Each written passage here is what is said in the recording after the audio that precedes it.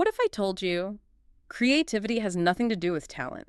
No degree. No rules. No permission. Rick Rubin, one of the most influential music producers in history, says the artist isn't someone who creates, but someone who pays attention. This book isn't about making art. It's about becoming a way of being. And once you hear this, you'll never look at your ideas, your work, or yourself the same way again. This is the creative act, a way of being. Let's begin. Hello, everyone. Hi, all, and welcome to Book Podcast Zone. And the sheer scope of what Rubin is suggesting in this book, Right. it really is transformative. It is. We aren't just summarizing a book here today. No, not at all. We are really trying to synthesize the foundational argument of it. A whole philosophy of living, really. It just happens to center on creativity. Exactly. And so our mission today is very, very targeted. We are diving deep into just the first 4 thematic phases. Which he calls areas of thought. Right, his areas of thought. And these first 4 groups, they lay the groundwork that fundamentally shifts your perspective, the listener's perspective, on what creativity even is. It's a total reframing. It really is. We are pulling it away from this, narrow cultural idea of a specialized, rare skill that's just for the gifted. And reestablishing it as something universal, something that's a daily, available, and just inherently human practice. It's a complete mindset adjustment, like you said. And we should probably acknowledge the structure of the source material itself. Good point. Because this is not a self-help manual. It's not promising you'll get guaranteed results if you just follow 10 easy steps. Not at all. The book structure is, it's non-linear. It's almost meditative. It is. It feels reflective. It's designed so you can just pick it up, open to any page, and foster some kind of internal exploration. So if you're coming to this thinking you're going to get prescriptive instructions on, say, how to write a hit song, or how to paint the perfect landscape, you're going to miss the entire profound point. the point is much bigger. It's about recognizing a fundamental pattern. It's about understanding the source, the flow, and realizing you are already plugged into it. So the work isn't about building something from scratch. The work is simply about reducing your own internal resistance so the signal can come through more clearly. And that resistance, that's often the very first hurdle we have to talk about, isn't it? It's the biggest one. Okay, so let's unpack this right now, starting with section 1, the foundations. Let's do it. So the first, and I would argue the most radical and liberating idea, is this declaration that creativity is universal. Everyone is a creator, full stop. It's a huge statement because we spend so much of our lives, especially here in the U.S., culturally conditioned to believe the opposite. We reserve the title of artist for a tiny specific segment of the population, right? Exactly. The musician, the painter, the novelist, it's like there's this cultural velvet rope, and most of us feel like we're standing on the outside. And those velvet ropes are put there by what we talked about, the gatekeepers. The academies, the degrees, the critics. But Rubin's philosophy it obliterates that whole separation. His argument is actually very simple, but it's so powerful. It boils down to this. The creative act is just the act of bringing something new into existence. That's it. If you introduce novelty, you are creating. Okay, but this is where I think we need to challenge the idea a little bit to really understand it. Go for it. I can hear a listener right now, maybe an accountant or a logistics manager, saying, okay, but solving a logistics problem is efficient, sure, but I don't feel that same emotional resonance or spiritual fulfillment that an artist feels when they finish a painting. Am I really a creator? And that is such a critical question because it gets to the very heart of what Rubin is trying to redefine. So what's the answer? The reason that accountant or that logistics manager doesn't feel that resonance is because they've completely internalized that narrow cultural definition of what art is. They think creativity has to be beautiful or emotional in a classical sense. Exactly. They're looking for a paintbrush and a canvas. But Rubin says creativity is the inherent force of life, just seeking expression. So if you design a more efficient spreadsheet system, That system did not exist before you conceived of it. You brought it into the world. You manifested an idea from nothing. That is creation. so the feeling of not being creative is less about a lack of actual ability And much more about the failure to recognize creation when it's happening outside of an art gallery. People disqualify themselves. They assume it requires some emotional flourish or a specific tool rather than the structured thinking and the technical skill they use every single day. They don't see the novelty in their 9-to-5 work, and that's the profound tragedy here. Because it's the block. It's a huge psychological block that cuts them off from a massive source of personal fulfillment and, honestly, problem-solving power. So what this foundational understanding offers you, the listener, whether you're designing a better workflow or managing a complex family schedule or innovating a new financial product. Is absolute liberation. Right. You are inherently a generator of novelty. You don't need permission, you don't need a license, you don't need a special skill set. You simply are. And once we can accept that, Yeah. that we are all conduits for novelty, then we can move to the next great realization. Which is tuning in to what he calls the infinite source. This is where the concept starts to move from pure psychology to something that feels, well, almost metaphysical. It does, but it's logical, right? If creativity is universal, then the source of that creativity must also be universal or infinite. The idea isn't that we have to invent something new out of a complete vacuum. No, that's the laborious, ego-driven way. The sources suggest that the creator's real job is to act as a receiver, a conduit. So there's just this endless, constantly flowing stream of ideas and patterns and insights. Moving through the cosmos, through existence itself. And our work is simply to slow down enough, to quiet down enough, to capture those signals. The idea is already there. We just have to adjust our frequency to hear it. That's the perfect analogy. I love using the analogy of tuning an old radio, but let's take that even further. It's okay. In the early days of radio, the signals were weak. They were easily disrupted by static, by atmospheric conditions, all sorts of noise. Right. The job of the engineer wasn't to manufacture the radio waves out of thin air. It was to build a more sensitive, more accurate receiver. And for the modern creator, what's our static? It's all the internal noise, the distraction, the relentless pressure of the productivity machine. The deep-seated fear of failure. And maybe the biggest one, the attachment to a specific, predetermined outcome. Yes. All of these forces block the signal. If you are just desperately forcing a solution, your internal receiving dial is locked down tight. So true innovation, the sources suggest, often requires a moment of, what? Intentional surrender. Exactly that. Stepping away so the mind can relax its obsessive grip and allow the frequency to adjust naturally. Let's really explore the psychological cost of that forced calculation. In a high-stakes corporate environment, especially in a tech hub like, say, Silicon Valley, there's just immense pressure to appear productive every single minute. Absolutely. So imagine a senior data scientist. She's tasked with optimizing a highly complex AI model for a new, revolutionary financial product. A huge high-pressure project. Right. And she's been coding and simulating for 14 hours straight. She's hit a technical wall, a complete dead end where every logical path seems to be exhausted. And the common, and I would say harmful response is to just double down. More coffee, stare harder at the screen, push through the exhaustion. That forced labor, that sheer willpower, is exactly what creates the static. The mind is so tightly focused on the expected output that it cannot possibly process an unexpected input. But if she follows Rubin's philosophy, that necessary break isn't an act of avoidance. It's actually an act of creation. So she leaves the brightly lit office. Maybe she takes a walk through the nearby Stanford campus gardens or along a coastal trail. She intentionally engages in non-work focus. She shifts her attention to the rhythm of her steps, maybe noticing the specific smell of salt water mixed with jasmine in the air. She surrenders the problem. She lets it go. And then, suddenly, maybe halfway through that walk, a completely novel algorithmic approach. A bizarre, totally unexpected way to structure the data. It doesn't feel like it was built piece by piece. No, it feels like it just arrived whole. The idea was already flowing in the infinite source. The scientist simply tuned in by relaxing her internal noise and making a deliberate choice to become receptive. The body was relaxed, the mind was open. And the signal clarified. That is a perfect illustration of how reception actually works in practice. And it brings us directly to the third foundational concept. Awareness. Because if you can't tune in, you can't receive. And that tuning process starts with the disciplined daily practice of heightened awareness. The opening monologue stressed this point. The artist is simply someone who pays attention. This is the mechanism for that. Right. Creativity isn't about some sudden mystical flash of genius that strikes you out of the blue. It's about the gentle, daily practice of paying exquisite attention to all the input signals from the world around you.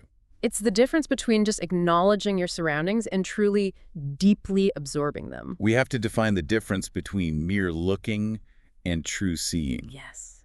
And awareness is the prerequisite. It's the gateway. So how do we cultivate it? It's often through these radically simple, almost overlooked practices. Like just sitting quietly for 5 minutes without checking your phone. Or noticing not just the taste of your morning coffee, but the specific temperature contrast against the air, the slight bitterness on the back of your tongue, the way the steam curls up. You are intentionally training your receiving antenna to capture finer and finer details. In the rush of modern life, though, especially in dense urban environments, we become masters of filtering.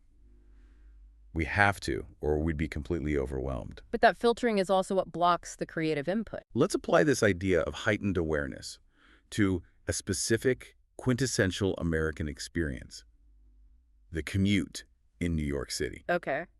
Think about a daily rider on the A train, going from Washington Heights all the way down to Lower Manhattan. They are optimized for efficiency. Noise-canceling headphones in, fixed stare on a screen, body language screaming, "Do not engage with me." They're efficiently moving from point A to point B for sure, but creatively, they are receiving zero input. They're in a self-imposed sensory deprivation chamber. The world is just flowing all around them, offering 1,000 micro-stories and textures. And they are actively, intentionally filtering all of it out. But if they cultivated awareness, even for just one stop or one block when they get above ground, what would they notice? They'd notice the specific cadence of different languages blending together, the peculiar rhythm of the train itself over different sections of the track. The unexpected juxtaposition of a high-end fashion ad right next to a piece of deeply intimate graffiti art. And that specific cadence, that visual tension, those minute patterns, that is the creative fuel we're talking about. A playwright might catch a single line of dialogue that perfectly encapsulates a character's whole struggle. A composer might find a new rhythmic structure in the train noise. A designer might pull a whole color palette from the faded posters on the wall. The commuter who is aware is constantly being fed inspiration. The insulated commuter, though efficient, is starving their own creative process. So this foundational phase, realizing you are a creator and that awareness is the daily receiving mechanism, is absolutely essential for the entire process to unfold. Without that foundation, the rest of the work feels like pushing a boulder uphill. It becomes exhausting instead of just flowing. That structure brings us neatly to the next phase of the creative act. For now, we encourage you to like, subscribe, and share for more update and continue to next. We'll be right back. Okay, moving into our second thematic group, noticing the world. Right. So if awareness is the foundational state of being, the open antenna, then noticing is the active practice. It's the deliberate, though non-judgmental collection of the raw material the world is constantly feeding us. This is where we shift from a passive receptivity to a more active gathering. And the sources are very clear on this. Yeah. The creative act begins by absorbing these impressions from everyday life, but, and this is crucial, without immediate evaluation, criticism, or forced application. You're just building a massive, rich internal database Of textures, sounds, emotional states, visual details, everything. Let's really nail down that critical distinction again. Passive observation, just seeing, is noting that the architecture in this part of town is, old. A general category. Right. But heightened noticing, the creative practice, is absorbing the exact weathering pattern on the copper eaves, the specific type of moss growing in the north-facing crevices. The precise shadow cast by a fire escape at noon. The sound quality of footsteps on a slate sidewalk versus the concrete one right next to it. It's the difference between a general category and a highly specific emotional impression. And those specific details are the only true building blocks. Why is that so vital? Why is spotting these hidden patterns and this minute beauty in the mundane so important? Because when you get to the phase of actually making something, you won't need the general idea of an old city. You'll need the precise feeling of that specific moment. You might not know why you mentally catalog the texture of rust on a particular street sign. But 6 months later, when you're writing a dialogue about emotional corrosion, that texture might provide the perfect, unexpected metaphor you were looking for. This brings up the practice of non-forced gathering. And the sources suggest this is completely counterintuitive to the typical modern professional mindset. Oh, absolutely. Our mindset demands immediate monetization and immediate results from every single action. The demanding, I need a big idea for this massive project by 5 p.m. mindset. That aggressive search for a solution. It's the fastest way to creative sterility. That pressure just shuts down the very channels we worked so hard to open in the first place. So the source material instructs us to allow these impressions to arrive naturally. Like a calm tide bringing treasures to the shore, rather than, deep-sea dredging with a giant net. So we are defining the creator as a curator. That's a perfect way to put it. The goal is to collect this raw material neutrally. So if you immediately impose judgment, this color is ugly, or that sound is too annoying, or this thought is irrelevant to my current project. You discard potential gold, simply because its immediate utility isn't apparent right at that moment. So the non-judgmental nature of this gathering phase is like a safety net. It is. It allows truly strange or unusual inputs to be recorded without being censored by your logical brain. Let's use a regional U.S. example here to give this process some texture. Okay. Imagine a commercial photographer who has traveled from the, let's say, busy, manicured coast of California deep into the Southwest. So they're driving through rural parts of Nevada, Utah, Arizona. They might have a loose assignment, but their true creative work during this phase is pure, unadulterated gathering. They're not explicitly looking for the finished cover photo.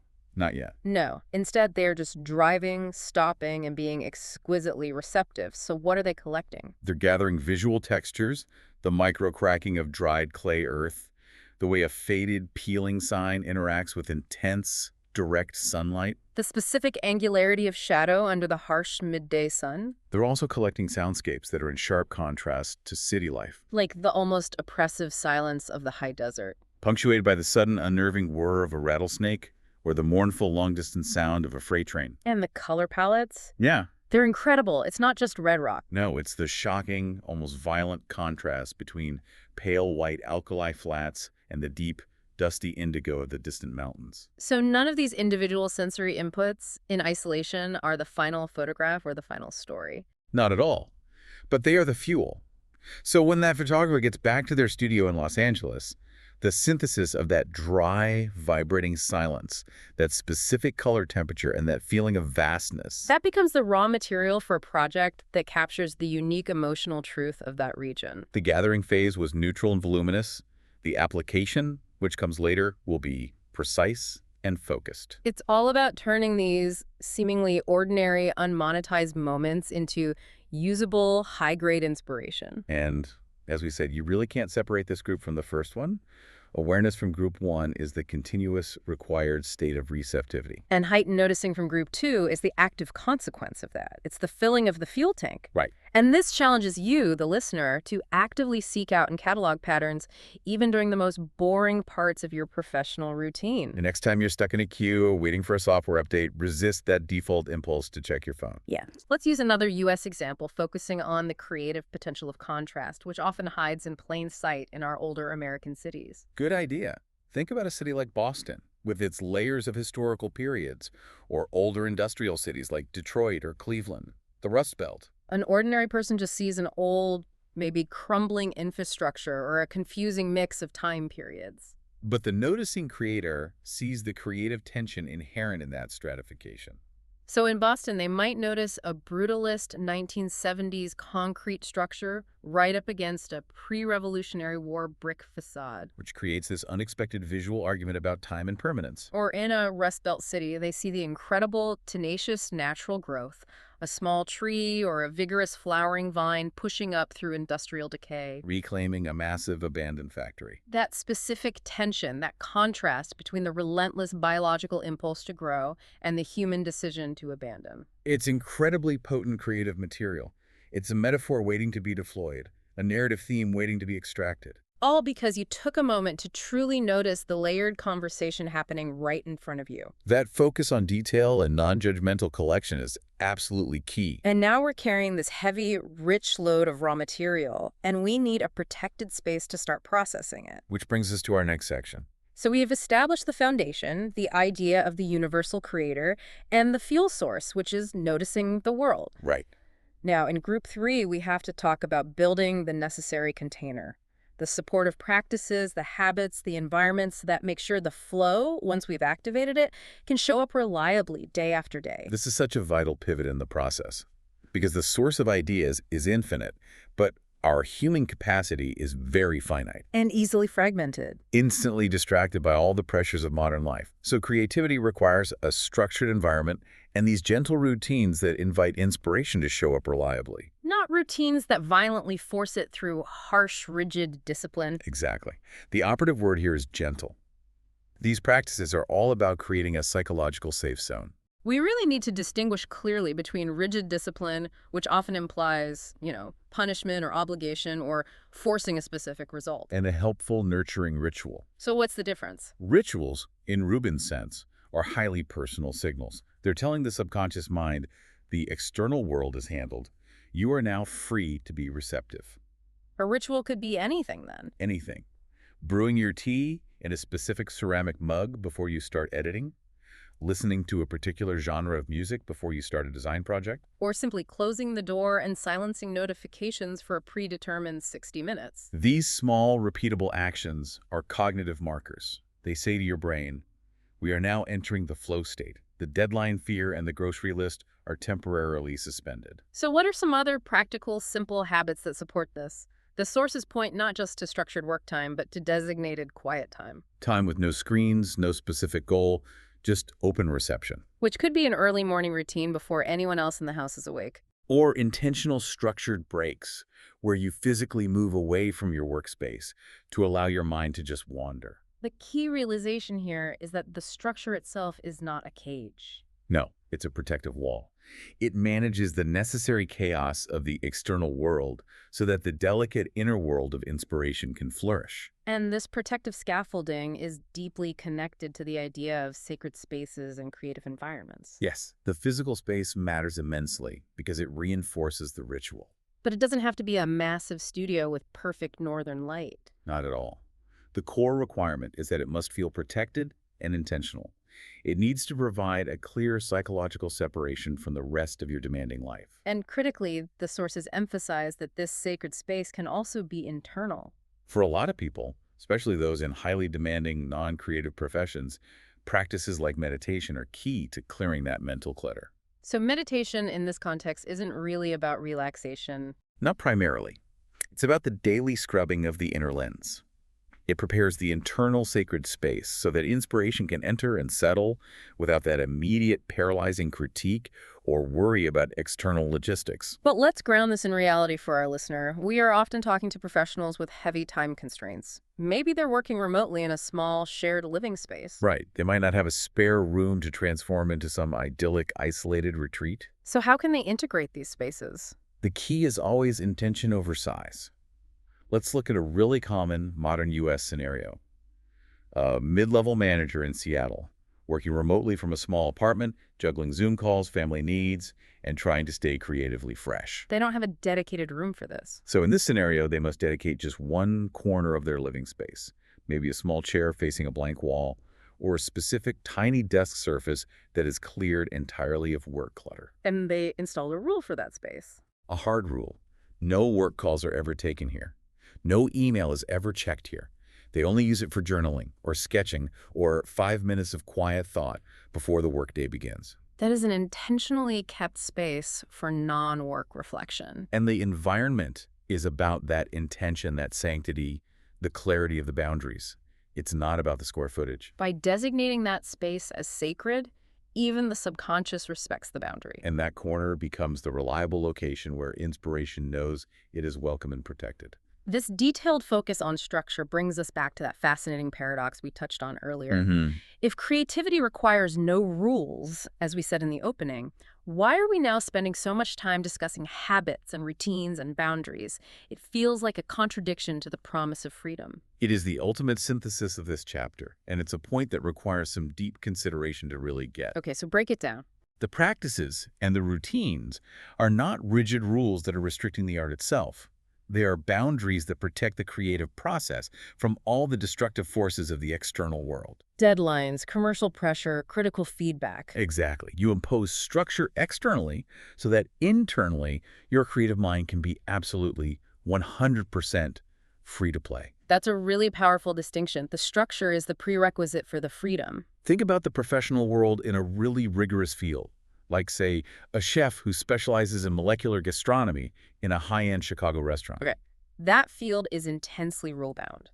It requires extremely precise measurements, calibrated temperatures, scientific protocols. It's almost mathematical. It's closer to chemistry than traditional cooking. So that chef uses their almost compulsive preparation rituals, their mise en place, to manage all the potential chaos. All the careful cutting, the exact weighing, the flawless organizational setup, it's all done rigidly beforehand. But this deep adherence to structure during the preparation phase, it's not meant to limit the final dish's creativity. No, it's the complete opposite.